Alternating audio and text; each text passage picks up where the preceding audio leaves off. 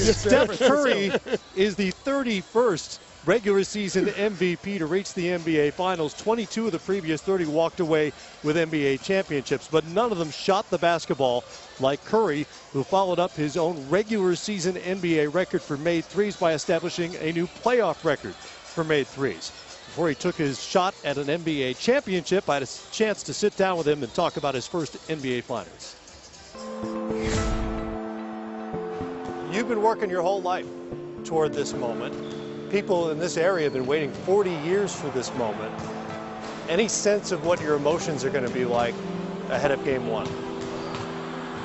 I have no idea. I'm trying to place myself in the arena for Game 1 or your first finals, and it's hard to kind of imagine the emotions. You know there are going to be some, and you want to be prepared for it because, like you said, this is something that we've been looking forward to since I've been playing basketball. You watch the finals every year as a fan before I even got to the league, so I'm going to be excited. There's going to be an adrenaline rush, probably some butterflies, but once the game starts, hopefully it all calms down and it's just basketball, and you know we're worried about just getting 4 wins.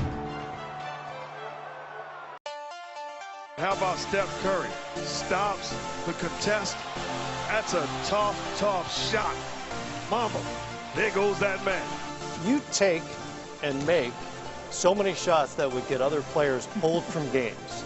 So what to you is a good shot? One that I feel like I'm in rhythm. I don't know how to explain it. There's been shots this year that even showed Coach Kerr on the sidelines with his hands up, like with screw face, like what is he doing?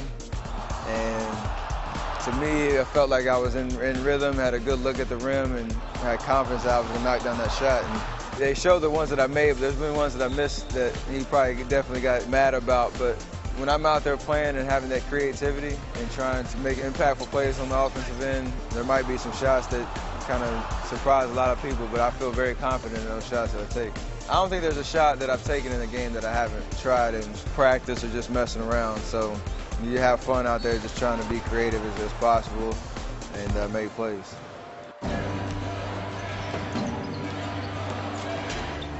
Here's James to the bucket.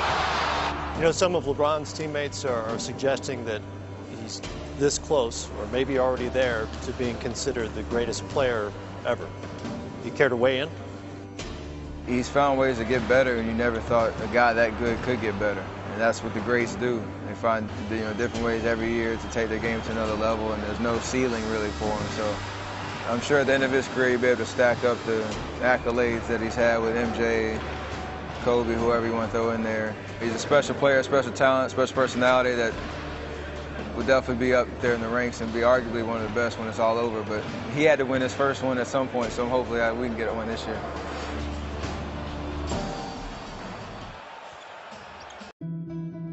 What would kid Steph think of MVP Western Conference champion Steph and where he is right now? I don't even know, man. I still haven't wrapped my mind around all that's happened this year. And I think it's a good thing just to stay in the moment, but probably think what a scrawny little 6'3" kid is doing, trying to, make his name in the NBA. So, like I said, it's hard to kind of wrap my mind around all that's happened this year, good and bad, and hopefully in a couple of weeks I'll be able to decompress with a championship trophy and my team and celebrate and be able to look back and appreciate all that happened this year. One way or another, Steph Curry is nearly to the finish line of what has been an incredible calendar year, going all the way back to the gold medal at the World Cup in Spain. You see some of the other accomplishments along the way, and starting tonight, he'll become the first-team All-NBA player ever to face the other 4 first-team All-NBA players in the postseason when he gets together with LeBron James tonight. At this point in his career, Shaq, what impresses you most? What do you marvel at most about Steph Curry? Well, one, this kid is like a video game. What I mean by that, he does stuff that you can only do in a video game. I like this kid a lot because this is something I've never seen before, especially my 20 years of play. What I mean by that, Matt, I'm used to big muscle guards dominating. We got one sitting next to me who was 6'9", and get to the rim. I played with one, Penny Hardaway, guys like Kobe Bryant, D-Wade, LeBron James. You look at this kid, no disrespect, but he has the same size body as my 14-year-old son. He's not really muscular, but the things he does on the court, fabulous, fantastic. I'm definitely a fan. I'm wishing him well. Your 14-year-old son is a little bit different too. Yeah, he's bigger than me.